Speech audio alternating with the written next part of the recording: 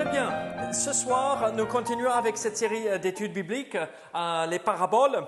Et, ok, donc ne soyez pas bloqués sur le poutre, d'accord? On va regarder autre chose. Je suis allé trop vite en tapant ce matin. Donc, on va se débrouiller, c'est la poutre, d'accord? Oui, je sais, nous les Américains, bienvenue à notre vie. We're always going to make mistakes to the end of our life with French. C'est l'accent qui change. Oui, c'est ça. Merci, Nicole. Au moins, on est soudés ensemble, c'est bien. Donc, ce soir, nous allons regarder cette parabole de la paille et l'apôtre que Jésus a racontée. Et vous connaissez le contexte de Matthieu chapitre 7, n'est-ce pas? Est-ce que vous vous rappelez de ce qui se passe dans Matthieu chapitre 7? Regardez, je vous invite à ouvrir votre Bible à Matthieu chapitre 7. Et on est où? On est quoi? Qu'est-ce qu'on fait dans Matthieu chapitre 7? C'est Jésus sur la montagne, les Oliviers. C'est le sermon sur la montagne, Sermon on the Mount. Et donc, nous arrivons là à cette parabole qui donne ici dans ce contexte. Et nous allons regarder les 5 premiers versets de Matthieu chapitre 7. Les 5 premiers versets de Matthieu chapitre 7. La Bible nous dit ceci. « Ne jugez point afin que vous ne soyez point jugés, car on vous jugera du jugement dont vous jugez, et l'on vous mesurera avec la mesure dont vous mesurez. Pourquoi vois-tu la paille qui est dans l'œil de ton frère et n'aperçois-tu pas la poutre qui est dans ton œil? Ou comment peux-tu dire à ton frère, laisse-moi ôter une paille de ton œil, toi qui as une poutre dans le tien? Hypocrite, ôte premièrement la poutre de ton œil, et alors tu verras comment ôter la paille de l'œil de ton frère. » Prions ensemble. Seigneur, aide-nous à comprendre ce que tu veux nous enseigner à travers cette histoire, à travers cette parabole. C'est une parabole que nous tous nous connaissons, mais c'est une parabole où, en fait, nous avons du mal à la mettre en pratique. Donc, Seigneur, sois avec nous ce soir. Enseigne-nous. Aide-nous à être sensibles à l'œuvre de l'Esprit Saint dans notre cœur. Au nom de Jésus. Amen. Amen. Là, nous avons lu un des passages probablement le plus cité après Jean 3,16 dans les églises. Ne me juge pas. Tu n'as pas le droit de me juger. Et comprenez bien que le contexte ici, ce n'est pas du tout ça, cette idée, je sais que j'ai tort, je suis dans le péché, mais tu n'as pas ton mot à dire. Non, c'est pas ceci. Mais en fait, c'est d'avoir cet esprit critique vis-à-vis des uns des autres autour de nous et toujours chercher la petite bête chez les uns les autres quand nous, on n'a pas notre vie en règle. Et alors, nous, ici, nous voulons comprendre ce que Christ a enseigné ici et la vivre. Parce que si on ne vit pas la vérité de cette parabole, nous n'allons jamais retrouver de l'harmonie au sein de l'Église, nous n'allons jamais trouver de l'harmonie au sein de nos familles, nous n'allons jamais trouver de la paix au boulot avec les uns les autres que nous vivons, ceux que nous côtoyons chaque jour. Et alors, nous voulons vraiment faire attention aux vérités que nous allons voir aujourd'hui.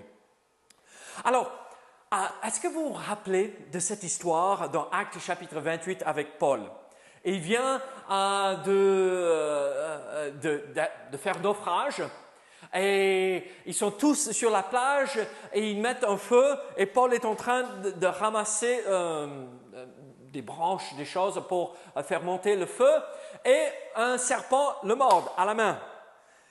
Et vous vous rappelez de ce qu'ils ont dit? Les gens qui regardaient, regarde, c'est un meurtrier. Parce que Dieu il s'est échappé de la tempête et du naufrage, mais les dieux n'ont pas permis qu'il survive quand même, donc il va mourir maintenant qu'il a été mordu par un serpent. Et il le regarde, il vérifie et rien ne se passe. Enlève ça de moi. Et il brûle le serpent et il continue à ramasser gentiment pour se réchauffer. Et tout le monde. Mais incroyable! Et comment qu'est-ce qui se passe? En premier, il est meurtrier et par la suite, c'est un Dieu. Vous voyez combien vite on peut passer d'un jugement à un autre. On peut dire, mais regarde ce qui lui est arrivé dans sa vie, c'est parce que Dieu le corrige, le punit à cause de ceci. Et on se retourne et il est tellement merveilleux ce gars-là. Yann, quand je le corrige à la maison, il boude un tout petit peu. C'est un garçon. À Nicole, les garçons boudent beaucoup, n'est-ce pas? Les filles, mais principalement les garçons. Soyons honnêtes, les garçons aiment bien bouder. Au moins, ceux dans ma famille, on aime bien bouder. Peut-être c'est que moi, Yann, je ne sais pas. Mais on se retourne 2 minutes plus tard, il a complètement oublié. Et je suis à nouveau son meilleur ami. Alors, nous ne voulons pas tomber dans ce piège où on passe le jugement sans chercher la face du Seigneur. On veut suivre l'exemple de notre Sauveur. Alors, Paul, ici, était meurtrier, après il était un Dieu. Et en fait, nous comprenons quand nous lisons, nous étudions la parole de Dieu, que la Bible s'oppose à ce genre de jugement, ce genre de juger les autres. Dieu ne veut pas que vous et moi, nous tombions dans ce piège avec cet esprit critique. Et regarde ce qu'il fait, et regarde cela, et c'est pas ce que Dieu veut.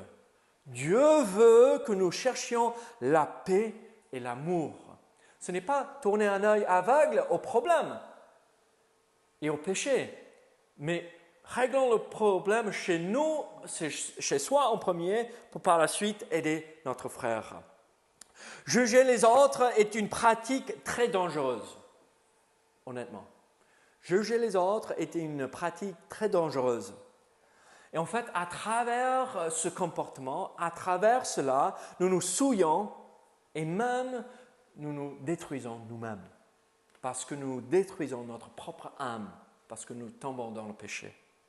Alors, seul Dieu, vous le savez, aussi bien que moi, seul Dieu est capable de juger d'une manière digne et correcte. Nous ne sommes pas,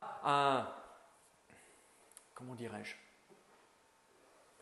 En fait, nous ne voyons pas tout. Nous ne savons pas ce qui se passe derrière. Alors, comment puis-je passer jugement, sauf si c'est flagrant, si on vole quelque chose, ça c'est clair. Si on fait des graves péchés, mais quand on a des préférences, non, Dieu ne veut pas cela, parce que nous ne comprenons pas tous les détails. Alors, seul Dieu est capable de juger, et en fait, il préfère que nous soyons dans l'amour que de nous laisser, ou que nous tombions dans le péché de jugement, et qu'on enlève cela de lui. Alors, ici, dans ce contexte de Matthieu chapitre 7, qu'est-ce que nous voyons? Quelles sont les vérités ici que nous voyons? La première chose qui nous piège très souvent dans notre vie, moi inclus, moi je suis le premier à reconnaître, je tombe facilement dans ceci, c'est la critique et le jugement. La critique ou critiquer les autres nous amène à tomber dans le jugement et passer jugement. Et ce mot qui est traduit ne jugez pas, c'est un mot grec krino, qui signifie prononcer une opinion concernant ce qui est vrai ou ce qui est faux, ou le vrai ou le faux. Prononcer une opinion. Vous voyez la différence? Ce qui est important à comprendre ici, c'est mon avis, ce que je dis par rapport à la personne. Pas ce que Dieu veut. Quand on dit, oui, Dieu a dit ceci, ça, c'est pas passer jugement, c'est reconnaître la réalité. Mais quand, moi, je crois que ça serait mieux que, regardez, les shorts, mais quand même, il fait trop froid pour les shorts, mais c'est quoi ça? Ouais. Oui, c'est n'importe quoi, hein? C'est pas comme ça qu'il faut faire. Alors, c'est passer un jugement sur la réalité des choses. vous avez chaud. Je vois ça. Alors, c'est une opinion que nous partageons et nous mettons ça sur l'épaule des autres.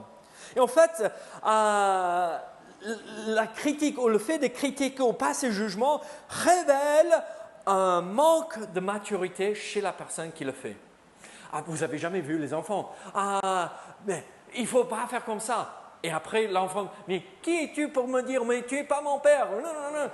Là, pour le camp de famille, un enfant s'est fait mal et un autre enfant a couru vers l'autre enfant pour soulager, mais c'est le frère qui a fait tomber l'autre, toute une histoire, tralala. Et le frère se retourne parce qu'il voit que sa sœur a eu mal, mais quelqu'un la réconforte, mais c'est lui qui a fait mal à sa sœur. Mais pousse-toi, tu n'es pas son frère. C'est quoi tout ça? C'est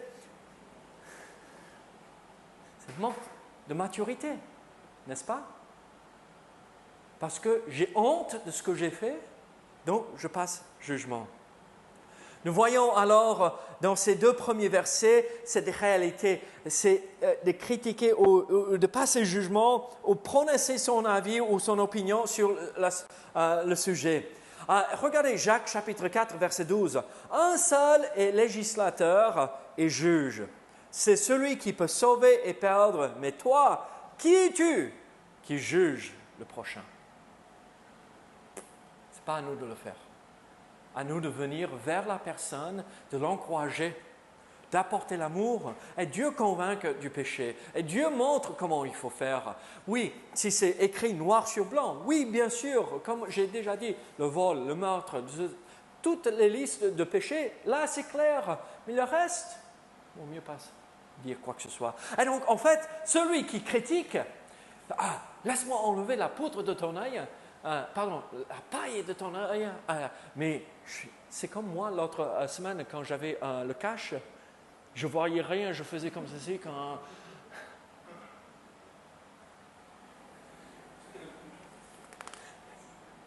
C'était le poutre, oui, le poutre.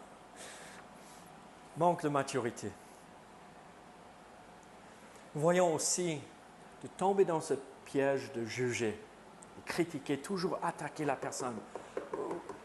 C'est comme cette goutte qui tombe au milieu de la nuit du robinet. Tic, tic, tic, tic, tic. Et à un moment donné, paf! En fait, passer jugement révèle un manque de maîtrise de soi. Regardez ce que l'apôtre Paul a dit. Mais je traite durement mon corps et je le tiens assujetti, de peur d'être moi-même rejeté après avoir prêché aux autres. En fait, l'apôtre Paul disait, je dois me maîtriser. Je dois avoir cette maîtrise de soi de peur que je ne sers plus à rien. Un manque de maturité, un manque de maîtrise de soi. Mais nous voyons aussi critiquer, et c'est ceci. Passer jugement révèle un manque de consécration énorme chez la personne. Regardez ce que l'apôtre Paul a encore dit en Éphésiens chapitre 4. Soyez bons les uns envers les autres, compatissants, vous pardonnant réciproquement comme Dieu vous a pardonné en Christ. Est-ce qu'il a dit, il t'a fait tort, donc tu as raison de tout faire. Tu as raison d'ouvrir la valise et tout sortir ce que la personne a fait tout au long de la vie contre toi. Non, il a dit, soyez bons, compatissants, il faut pardonner. Vous savez ce que nous faisons la plupart du temps? Chérie, et tu te rappelles que tu as... Et tu as rappelé il y a 1 an de cela. Mais il y a 20 ans de cela, quand on venait de se marier. Les amis, manque de maturité, manque de compassion, manque... En fait, on ne ressemble plus à Christ du tout dans ce moment-là.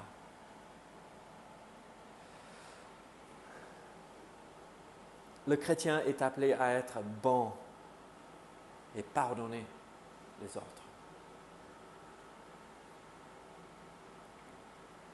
Vous savez, il est facile de tomber dans ce piège. De nature, nous, les humains,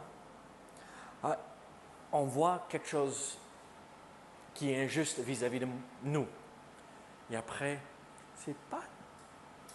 Et on tombe à terre comme l'enfant. C'est pas bon. C'est pas ce que Dieu veut. Alors, il y a passer jugement, critiquer, toujours. C'est toujours aller et chercher la petite bébête chez les uns les autres. Dieu ne veut pas ça. Mais regardez par la suite en verset 3. Qu'est-ce que nous voyons? Pourquoi vois-tu la paille qui est dans l'œil de ton frère et n'aperçois-tu pas la poutre qui est dans ton œil? Là, c'est une question un peu piège. Mais regarde, tu es aveuglé carrément. Tu es aveuglé et tu cherches la petite poussière dans l'œil de ton voisin. Mais toi, tu as un truc énorme. En fait, tu n'as plus l'œil là. Tu vois tellement mal, tu ne vois rien. Quand j'ai eu ce morceau de béton dans l'œil, il y a 2 semaines, 3 semaines de cela, quelque chose comme ça. 3 semaines de cela, je regardais, j'ouvrais grand l'œil pour voir.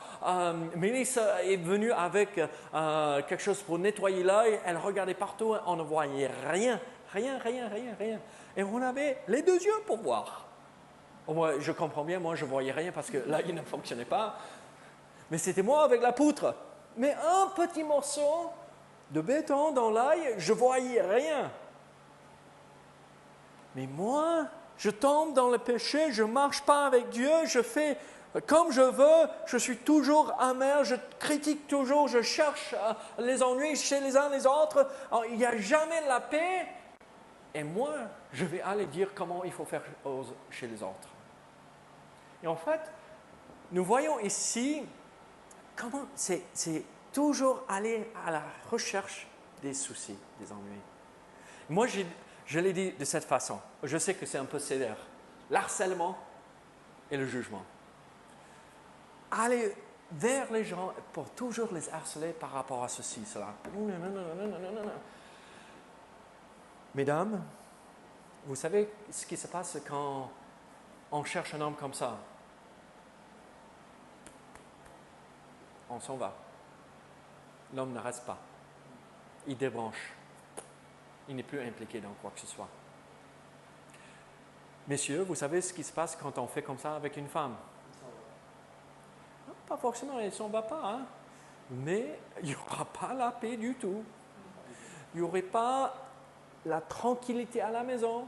Il n'y aura pas cet esprit d'amour et de calme et d'être posé.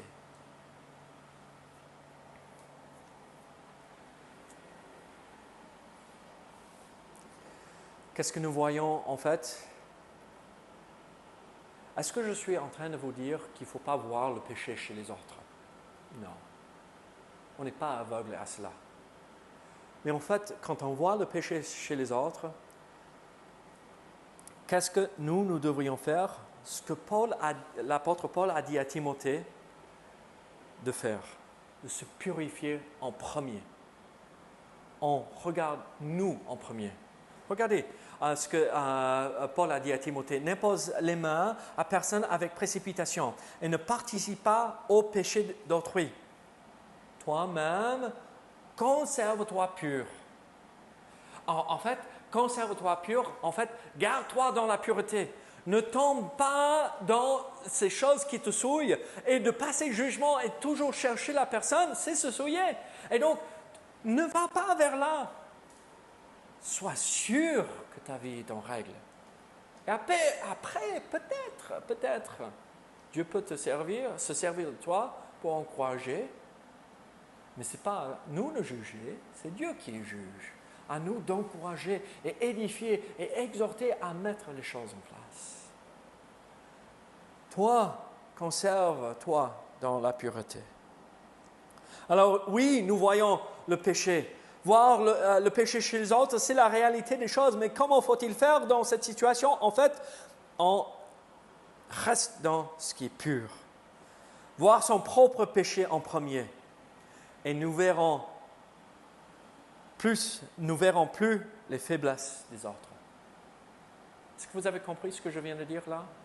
Si nous restons dans la pureté et voir son propre péché en premier, on verra un peu moins les faiblesses des autres. Parce qu'on se regarde en premier. Et on n'a pas le temps de critiquer les autres. On n'a pas le temps de dire, mais regarde comment ils font. Non, en simplicité. Alors, nous voyons aussi ceci. Regardez Romains chapitre 14, verset 4. Qui es-tu, toi qui juges un serviteur d'autrui? S'il se tient debout ou s'il tombe, cela regarde son maître. Mais s'il se tiendra debout, car le Seigneur a le pouvoir, mais il se tiendra debout, car le Seigneur a le pouvoir de l'affermir. Regardez, Paul, le jour où je tombe, qu'est-ce que tu dois faire? Mais c'est ça, hein, ce qu'on fait. Oui, venir encourager. Mais si je tombe ou je tiens debout, ça n'a rien à voir avec ta relation avec le Seigneur. Mais comme Bruno, tu as fait le geste, c'est comme ça qu'on fait normalement. Hein? La personne est par terre et on donne des coups. On profite. Et vous savez comment on donne des coups? Ouais. Ah ouais. Parce qu'on n'a pas regardé le péché en premier chez nous.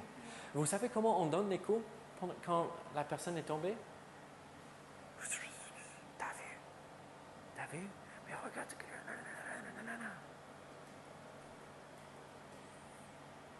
Non. On prie le Seigneur. On intercède auprès du Seigneur pour la personne. Et c'est tout. Nous ne sommes pas capables de juger d'une manière juste.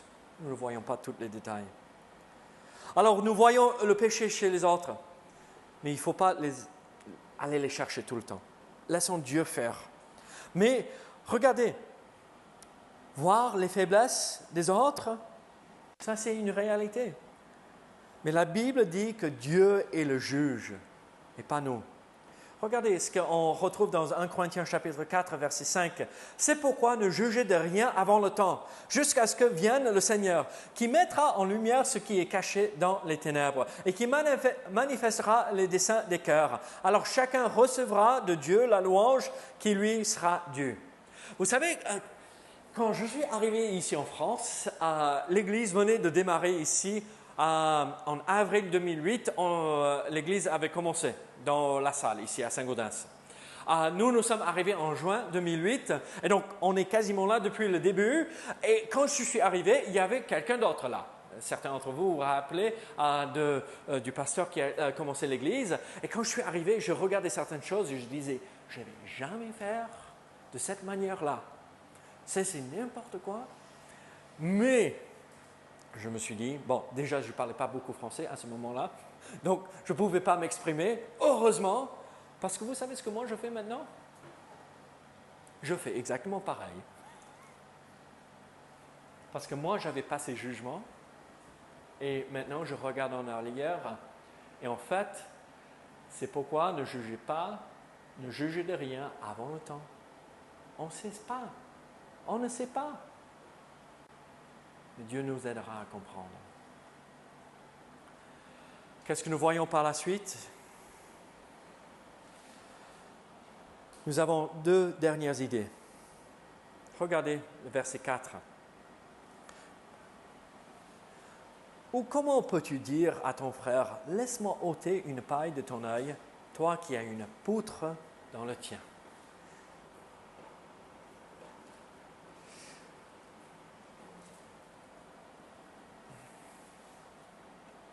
Là, on pense faire du bien. On pense faire le bien, enlever la poutre. Mais en fait, à part dans la paille, Mais en fait, le fait qu'on a la poutre dans notre propre œil, on va faire plus mal qu'autre chose. L'œil, tellement délicat, n'est-ce pas? Quoi que ce soit dans l'œil, ça pose problème. Un œil abîmé, on ne voit plus bien. Vous savez ce qui est le vrai danger pour nous? Quand on condamne la personne de cette manière, regarde, tu as quelque chose dans ton œil, tu es dans le péché. Et il nous regarde, il dit, mais maintenant, regarde ta vie. Vous savez ce qui se passe? On détruit cette personne spirituellement. On les condamne. Et qui suis-je pour condamner si Dieu les a pardonnés? S'ils sont venus pour mettre les choses en règle avec le Seigneur, et en fait, il ne faut pas tomber dans la condamnation pour dire, moi je sais mieux, quand en fait c'est pire chez nous. Comment faut-il faire dans cette situation? Au lieu de regarder vers les autres, en fait, il faut commencer avec ceci, se purifier soi-même. Regardez 2 Corinthiens chapitre 7, verset 1er. Ayons donc de telles promesses, bien-aimés, purifions-nous de toute souillure de la chair et de l'esprit, en achevant notre sanctification dans la crainte de Dieu.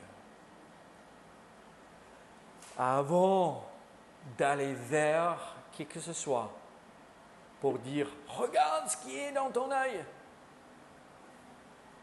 il faut que nous soyons purs. Il faut que nous marchions avec le Seigneur. Et en fait, c'est quelque chose qui doit se faire chaque jour. C'est une œuvre journalière. C'est quelque chose qui doit se faire continuellement. Il faut rappeler ce que l'apôtre Paul a dit aux Romains, présentez votre corps en tant que sacrifice vivant. C'est chaque jour qu'il faut le faire. Il faut marcher avec le Seigneur chaque jour et dans la pureté. Alors, il faut se purifier, mais aussi, il faut se maîtriser soi-même avant de passer jugement. Regardez ce que nous voyons dans les psaumes. « Préserve ta langue du mal et tes lèvres des paroles trompeuses. » Ouh! Vous savez, le muscle qui est le plus fort chez moi, c'est ce petit membre. Ça parle facilement, hein? Ça parle facilement. On a des bons amis, je ne veux pas dire qui, mais quand on les voit peut-être une fois, 2 fois dans l'année, et c'est quelqu'un dans le ministère, hein, on s'assoit à leur table et on commence à discuter, parler, et tu vois, il y a quelque chose quand on arrive à discuter de quelqu'un ou un ministère, et nous, on n'est pas au courant de tout, hein, et eux, ils sont au courant, et ils disent, mais tu ne vas jamais croire. Et on voit, il y a quelque chose qui vibre en eux, tu ne vas jamais le croire. Et c'est bon, on est parti pour 30 minutes pour discuter. Oh, mais je partageais ça pour qu'on puisse prier plus efficacement pour le Seigneur, intercéder pour... C'est pas du tout ça, hein? Préserve ta langue du mal. Mes amis, la meilleure chose, si on ne sait pas maîtriser la langue, et en fait, si on ne sait pas comment maîtriser la conversation où on va dans ce qui est mauvais, vous savez ce qu'il faut faire plutôt? Rien dire. Rien dire du tout. L'insensé donne l'impression qu'il est sage. Comment? Quand il ne dit rien.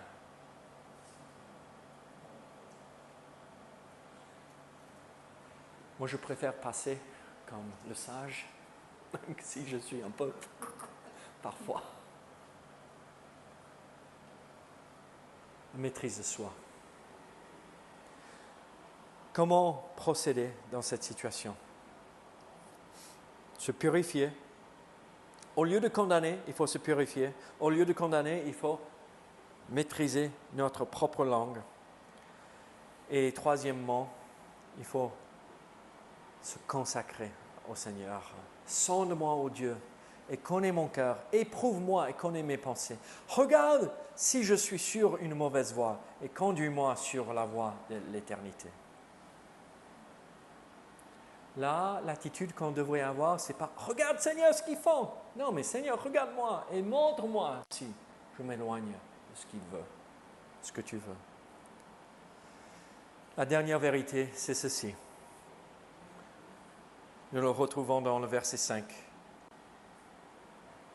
Et là, c'est fort. Jésus, Christ donne une belle claque. Pah! Hypocrite! Ôte premièrement la poutre de ton œil. Et alors tu verras comment ôter la paille de l'œil de ton frère. Est-ce qu'il dit, il ne faut pas ôter la paille de son frère? Non, il dit, après, tu sauras comment le faire, après que tu as ta vie en règle. En fait, nous voyons ici la purification du jugement. Comment se purifier? Une autre idée, comment s'éloigner de ce péché, de passer jugement sur les autres. Regardez soi-même en premier. Là, ce verset nous montre que c'est quelque chose de personnel. Ce n'est là, si vous êtes en train de vous dire, là, assis en train de m'écouter, ah ça c'est pour les autres. David, tu fais bien, excellent, enfin. Non, Christ nous dit, et me dit, hypocrite, toi qui passes jugement, regarde, mets ta vie en règle en premier. Et donc, c'est quelque chose pour moi. Il faut se purifier en premier avant de pouvoir aider les autres. Et en fait, qu'est-ce qu'il faut faire? Il faut ôter la poutre qui est dans notre œil avant de pouvoir faire quoi que ce soit. Comment faut-il faire ceci? Et si le juste se sauve avec peine, que deviendront l'impie et le pécheur? Si moi, j'arrive à peine avec l'aide du Seigneur à enlever la poutre, je ne vais jamais pouvoir aider mon prochain sans l'aide du Seigneur. Il faut chercher la volonté de Dieu, la face de Dieu dans ceci. Alors nous voyons et nous comprenons ceci. Moi en premier, quand je regarde au péché et je passe jugement. Pas les autres avant. Pas quand il arrête de faire, je ferai. Ou quand elle arrête de faire ceci, je m'arrêterai aussi. Non, je m'arrête de critiquer, je m'arrête de crier, je m'arrête de le faire. Et si elle continue, c'est entre elle ou c'est entre lui et Dieu. Il faut marcher avec Dieu avant de pouvoir aider son prochain. Et intimement, dans l'intimité. Pas juste, oui, j'ai lu cette semaine, j'ai prié aujourd'hui. Non, non. Pouvoir entendre Dieu nous parler. Sonder le cœur de Dieu, c'est notre devoir aussi. Essayer de sonder le cœur de Dieu afin de comprendre ce qu'il veut qu'on fasse pour encourager les uns les autres.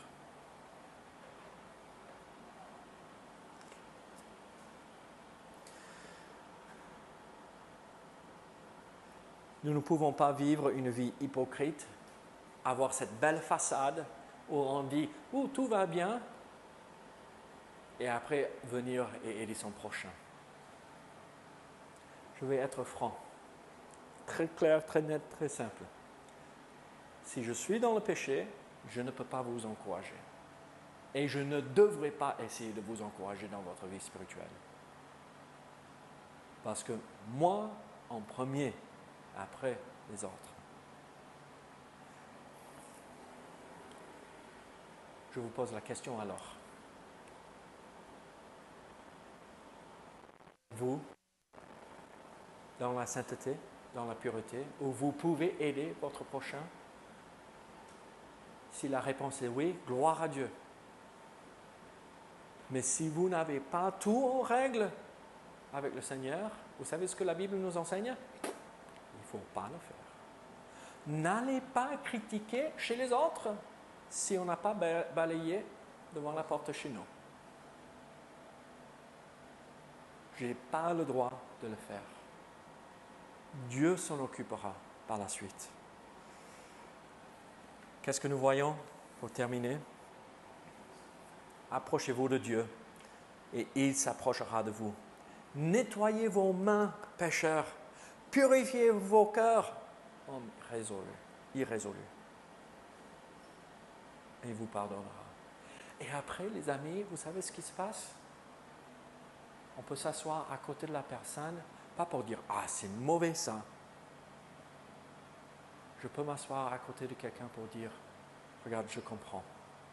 Je suis passé par là aussi. » Ou peut-être que je ne suis pas passé par là, mais je vois que c'est difficile.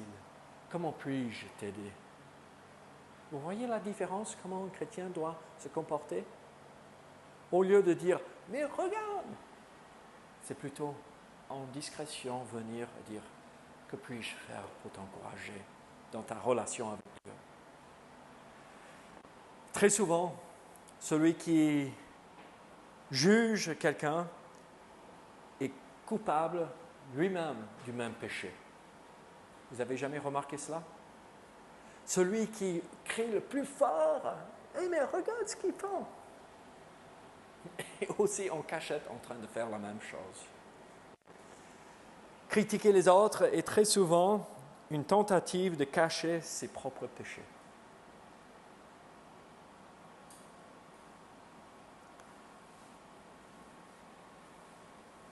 Celui qui juge, celui qui a cet esprit de jugement, de critique, pas reconnaître le péché chez les autres, mais celui qui a... Vous comprenez, vous voyez ce que je veux dire par là, cela. Mais celui qui a ce problème ne marche pas avec Dieu, tout simplement. Et là, peut-être vous êtes en train de dire, David, tu es en train de juger là. Peut-être, j'espère que non. Je crois que c'est quelque chose où nous avons tous eu des occasions de constater cette réalité. Qu'est-ce que moi je veux? Je veux m'approcher de Dieu. Et en m'approchant de Dieu, je vais me purifier. Et quand je m'approche de Dieu et je vois quelqu'un à côté qui est dans la souffrance, vous savez ce que je fais? Je l'attrape. Je n'ai pas besoin de dire quoi que ce soit. La personne sait. Et je l'amène avec moi. Tant pis, tu ne veux pas aller, on va vers Dieu. Tant pis, on y va ensemble. Bon, peut-être ça va créer un petit moment, mais ça va enfin, comme l'enfant, ah ok, d'accord papa. Ok, d'accord maman. Le plus que cette personne s'approche de Dieu, le plus qu'elle va se purifier aussi.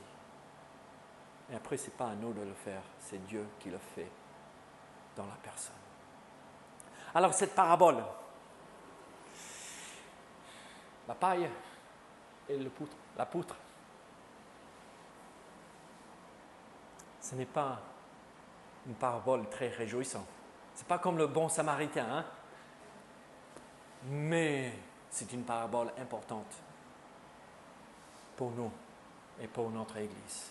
Prions ensemble. Seigneur, béni sois-tu. Aide-nous à ne pas tomber dans ce piège où nous jugeons les autres. Mais Seigneur, aide-nous plutôt à s'approcher de toi, se purifier et afin d'être une source d'encouragement pour ceux qui ont cette paille dans leur œil, qui sont dans le péché. Seigneur, on le voit. Mais Seigneur, à nous avoir cette humilité de dire, moi je suis incapable, mais Dieu, et mon Dieu qui m'a aidé, peut t'aider aussi. Seigneur, béni sois-tu. Aide-nous à avoir cette attitude, cet esprit d'humilité, Seigneur, au nom de Jésus. Amen.